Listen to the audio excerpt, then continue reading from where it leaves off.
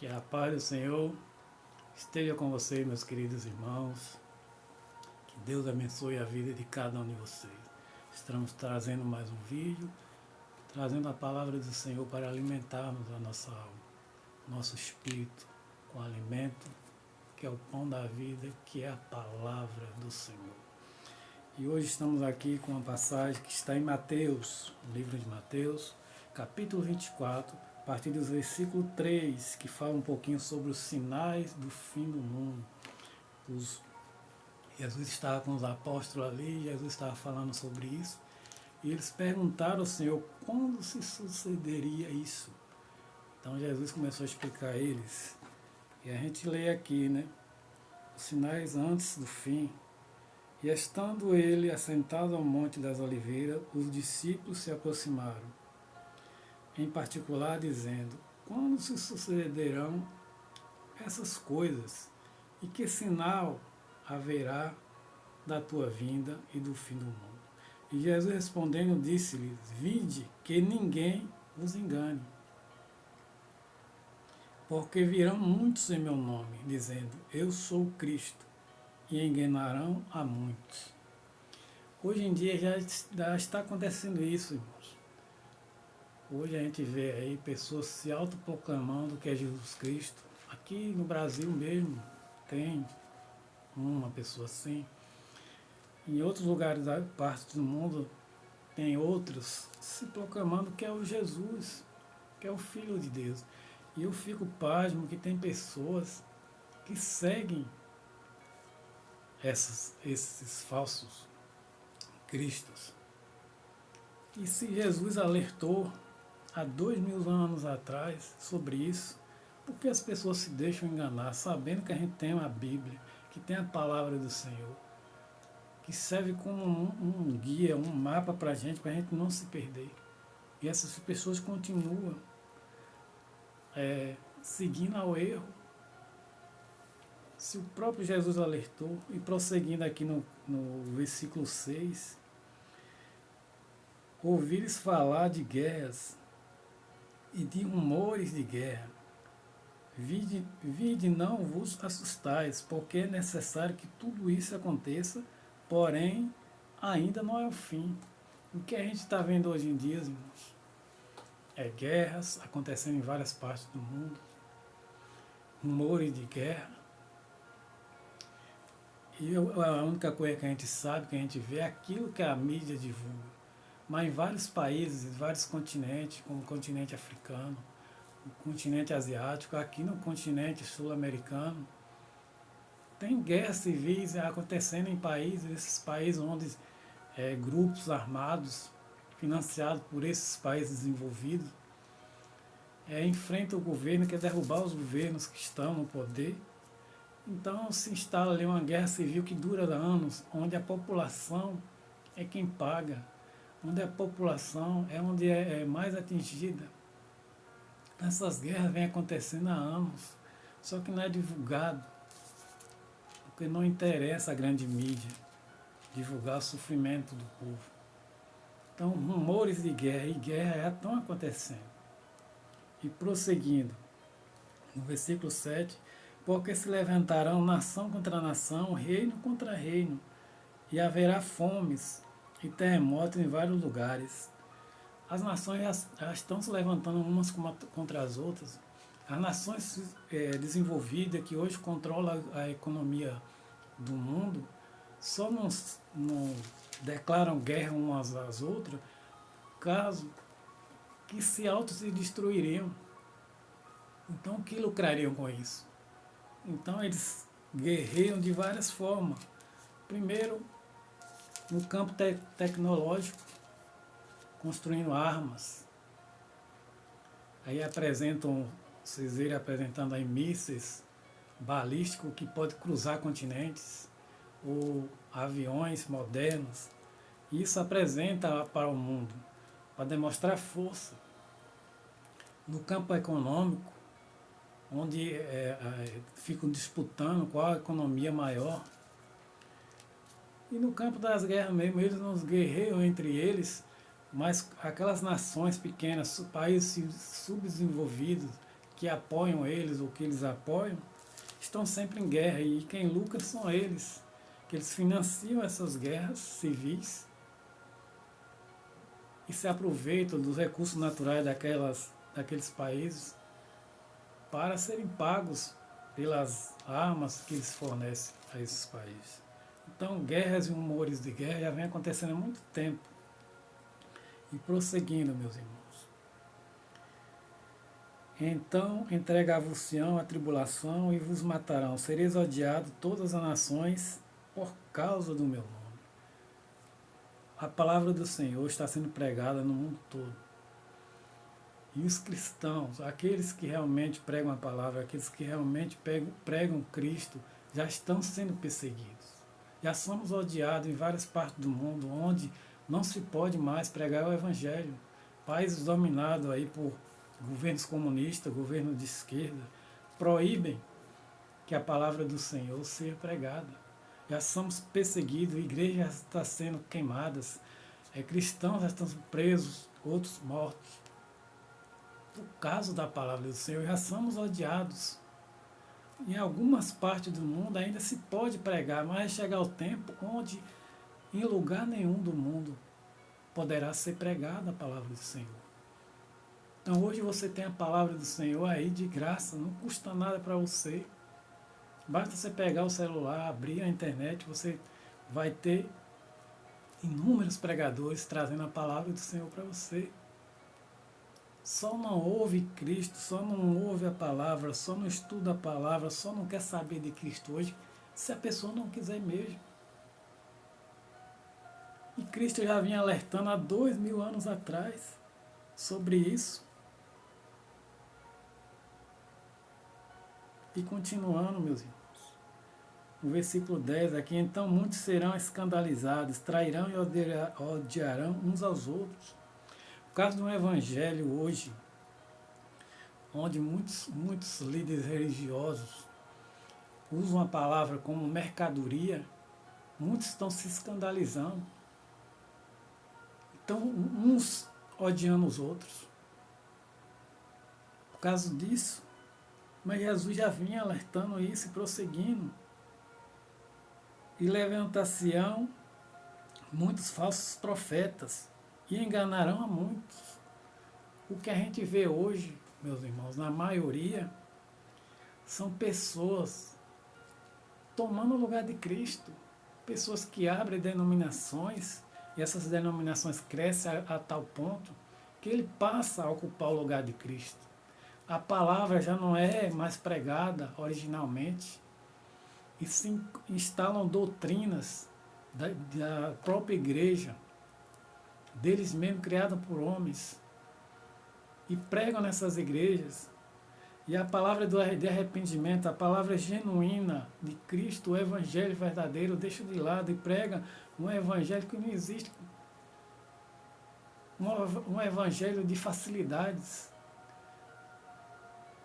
onde muitos estão sendo enganados dentro de denominações lá, pensando que está servindo a Deus, não está servindo ao homem. E as pessoas não acordam. As pessoas hoje em dia têm preguiça de estudar a palavra. As pessoas hoje em dia têm preguiça de pegar a Bíblia e conferir aquilo que o pastor falou. É para isso que a Bíblia serve. Você não pode tomar como verdade o que um pastor fala, o que um religioso fala, o que qualquer pessoa fala sobre a palavra sem antes conferir. Porque todo homem é falho, todo homem está sujeito ao erro e ao pecado. Tudo aquilo que é falado no altar, você tem que conferir na sua Bíblia. Se está ali escrito, tudo bem, você segue. Mas se não está, você tira da sua vida, elimina. O evangelho que tem que ser pregado é o evangelho da cruz, não é o evangelho da facilidade. A maioria das pessoas hoje querem que Jesus seja servo deles. É nós que somos os servos. É nós que necessitamos do Senhor, não é Ele da gente. Ele não precisa de nós para nada.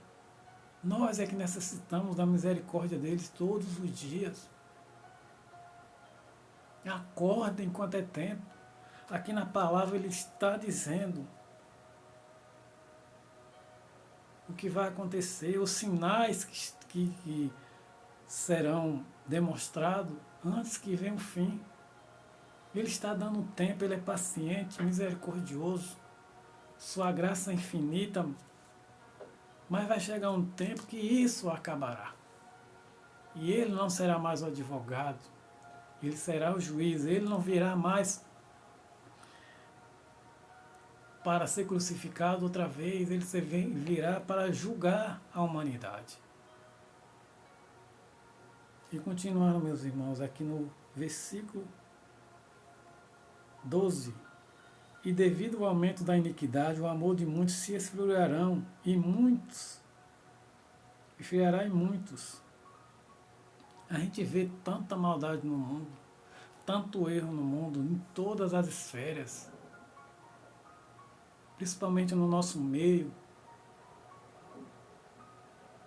evangélico, no nosso meio cristão, tanta iniquidade no mundo, que as pessoas já não creem mais. As pessoas se esfriaram, estão debandando das igrejas. E no versículo aqui 13, mas aquele que perseverar até o fim, esse será salvo. Jesus alertou que tudo isso que está acontecendo no mundo agora, e que vai acontecer muito mais, aconteceria. Mas se você perseverasse na palavra dele, na doutrina dele, e não se desviasse nem para a direita nem para a esquerda, mesmo a gente pecando, mas reconhecendo o nosso erro, nosso pecado e pedindo perdão a ele, e perseverar até o fim, não negando ele nem a palavra dele, seremos recompensados com a vida eterna. Mas se você fraquejar, meu irmão, e deixar ser levado por falsos profetas, por ganância, por prazeres mundanos, e você sair do seu caminho, talvez você não volte mais. Talvez não tenha mais volta. Se o mundo há anos atrás, quando a gente nasceu, era difícil, mas existia respeito. Hoje vivemos num mundo totalmente diferente daqueles que da minha geração, da geração antes de mim, nasceram. Estamos vivendo hoje em um mundo ao qual Jesus disse que seria assim, e seria pior, e será pior.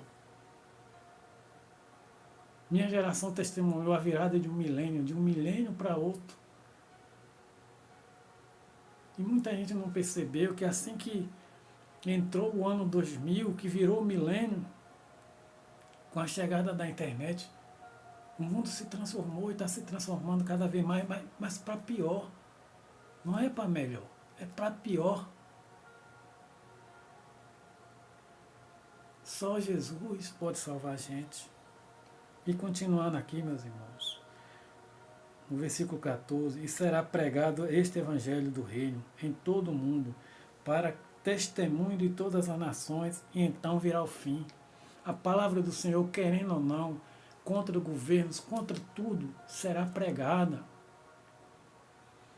E no dia que Jesus estiver no trono dele sentado, julgando o mundo, você não poderá dizer que nunca ouviu falar dele. Porque vai ouvir falar dele. Agora você vai aceitá-lo, segui-lo. Só se você quiser, porque ele não te obriga. É uma escolha sua. Jesus é uma escolha sua. Ele não impõe nada a você. Ele quer que você venha para ele por amor a ele.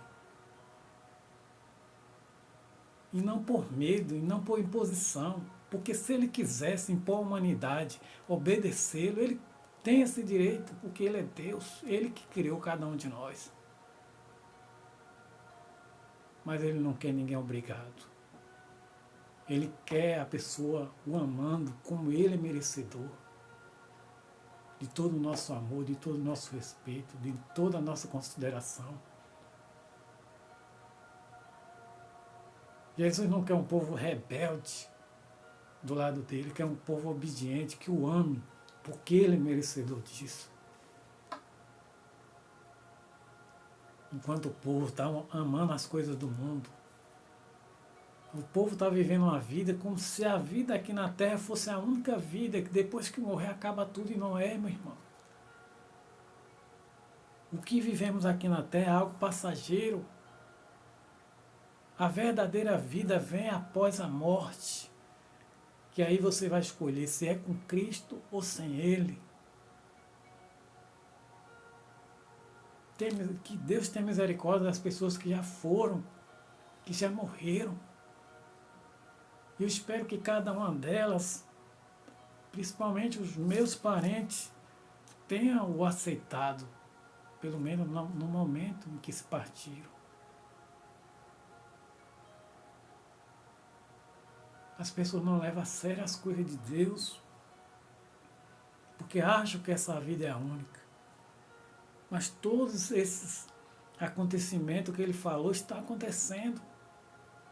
Pode não ser agora na minha geração, mas pode ser na geração dos filhos ou dos netos. Mas não demorará mais tanto. Porque o mundo está se desenvolvendo tecnologicamente tão rápido que o Evangelho será pregado em toda a terra em breve. As distâncias já não são mais as mesmas, porque a tecnologia está chegando em todos os cantos do mundo. E o homem não vai poder dizer, nunca ouvi falar do Senhor. Jesus vai mostrar a ele, você ouviu, você só não me quis. Você só não me aceitou. E continuando aqui, meus irmãos.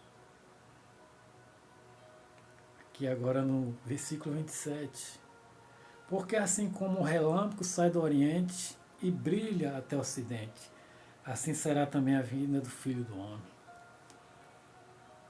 Vocês já viram um relâmpago? A rapidez e a velocidade em que ele sai de um ponto para outro, assim será a vinda de Cristo. Será tão rápido e tão repentina que pegará todo mundo de surpresa. Só não aqueles que o amam e que o esperam. Para nós será um grande dia, será o dia mais glorioso. Será feliz aqueles que estiverem aqui na terra, mas nós que também que já se foi, o encontraremos.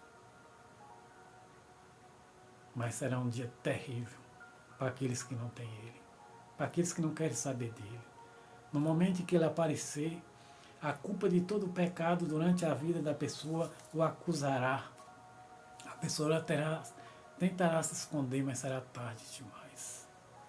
A palavra diz que o povo ficará tão em pânico e tão apavorado que mandará os montes cair sobre eles para matá-los, mas a morte já teria sido tirada do mundo.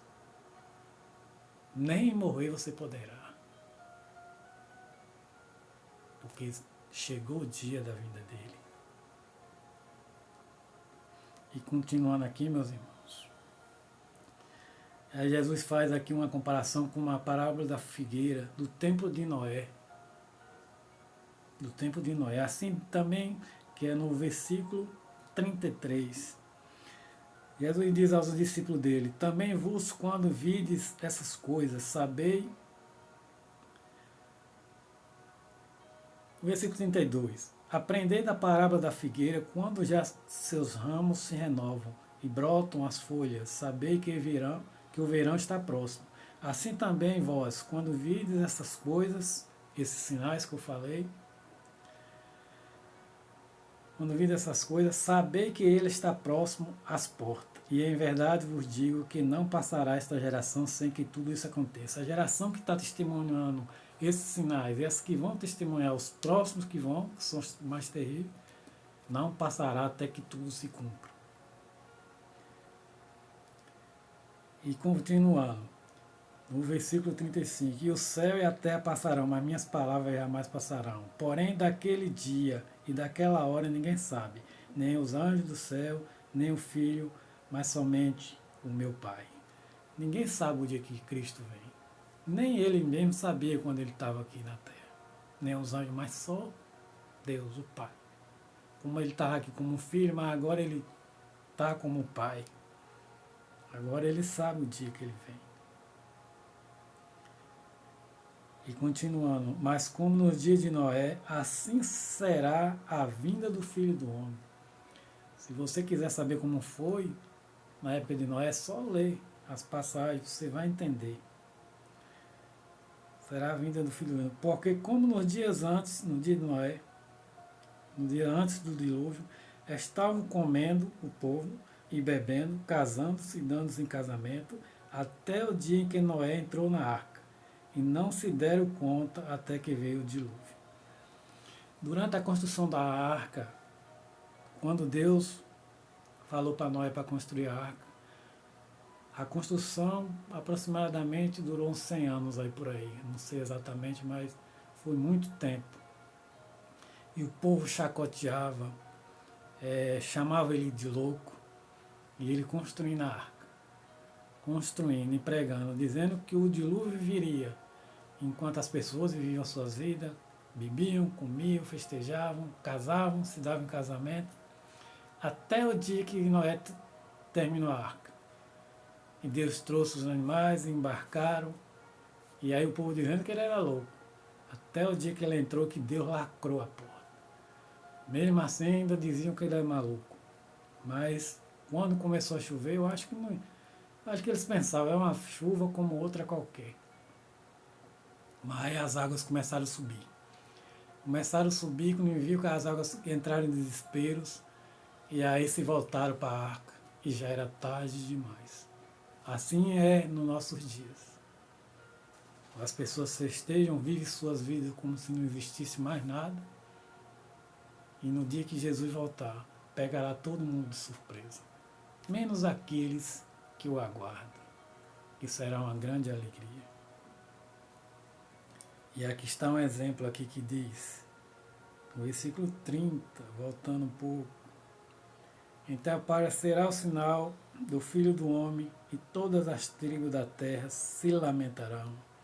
E verão o Filho do Homem vindo sobre as nuvens do céu, com poder e grande glória. É isso, meus irmãos. Todo olho verá quando ele se aproximar. Eu imagino aquelas nuvens gigantescas, com ele em seu trono, milhares e milhares e milhares de anjos, e os salvos cantando aqueles hinos celestiais e a trombeta tocando. Será um dia de alegria para poucos e um dia de tristeza para muita gente, para a humanidade quase inteira. E ele virá com grande poder e glória. E todo olho o verá.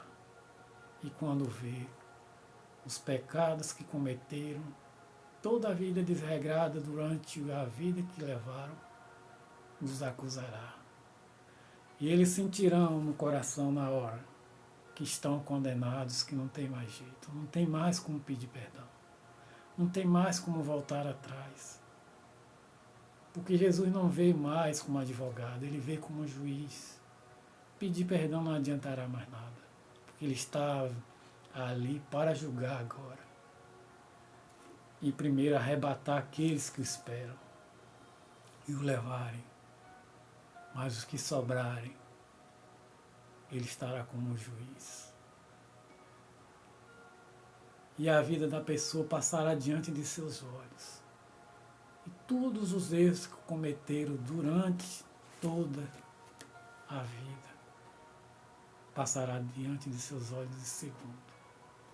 E o arrependimento e a amargura, a angústia tomará conta dos seus corações. E a palavra diz que eles pedirão que os montes caiam sobre eles e que os matem, porque não suportam a presença de Deus, de Jesus, da sua santidade, da sua pureza. Mas não morrerão, porque a morte será tirada, porque é tempo de julgamento, tempo de acerto com o Senhor. tempo de darmos conta de tudo o que fizemos e principalmente tempo de darmos conta por termos o rejeitado durante toda a nossa vida. Ele teve paciência, foi paciente, bondoso, misericordioso. Ele veio e sofreu e morreu por nós. E nós o rejeitamos. Isso é sério, meus irmãos. Hoje você ri, dá risada, não se importa. Acha que essa vida é a única que você tem.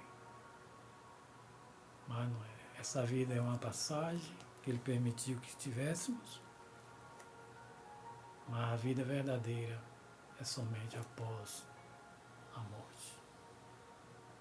Você pode viver uma vida eterna com Cristo hoje, já começando daqui.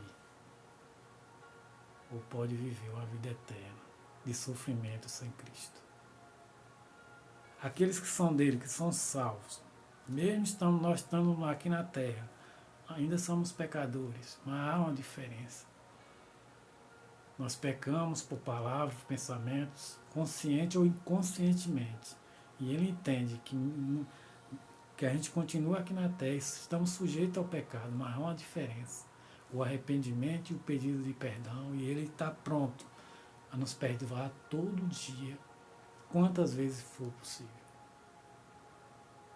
Se nos arrependermos e reconhecermos a nossa fraqueza, o quanto somos fracos e o quanto somos dependentes dele. Porque ele é misericordioso para te atender e te perdoar. Nesse dia, meu irmão, olhe para dentro de si. Faça uma reflexão sobre sua vida.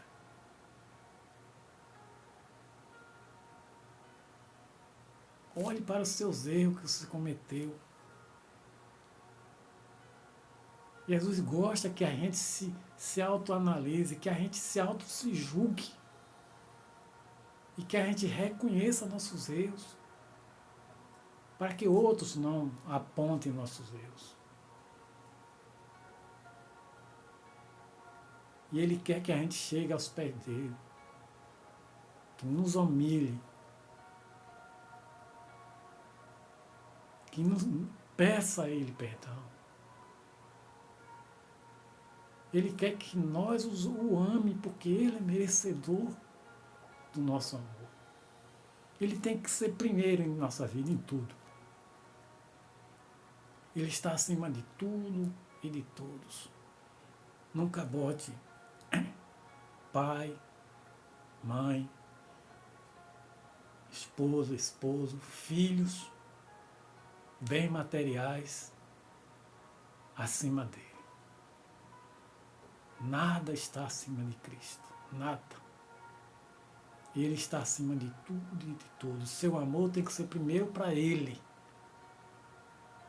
Sua obediência tem que ser primeiro para Ele. Estamos sujeitos ao erro.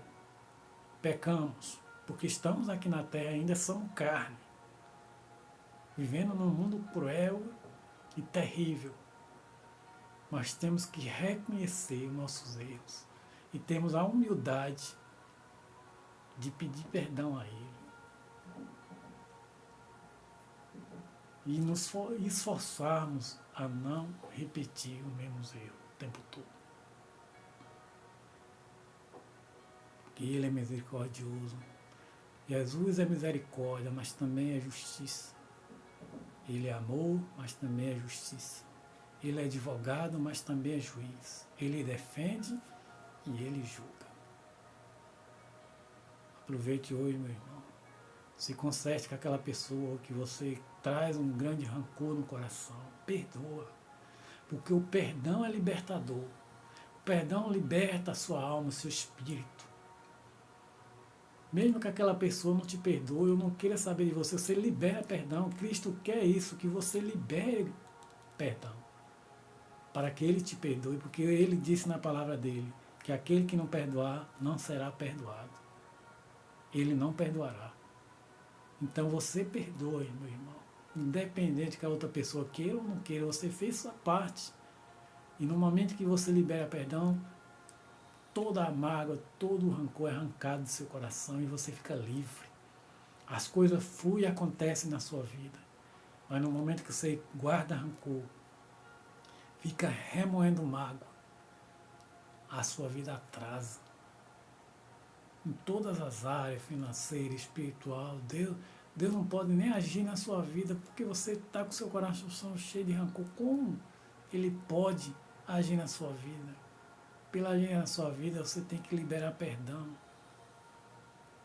para que Jesus possa te perdoar também. E a partir daí, Ele te dá paz, te dá harmonia, te dá saúde, te dá tudo aquilo que você pedir a Ele, mas você precisa estar com o seu coração limpo, em paz. Então, meus irmãos, a partir de hoje, liberem perdão, porque o perdão nos liberta. Que Deus abençoe cada um de vocês, as suas vidas, seus projetos. E a partir de hoje, reflita sobre aquilo que é mais importante em sua vida. E ponha Cristo no primeiro lugar. Um grande abraço para todos. E até o próximo vídeo, assim querendo o Senhor.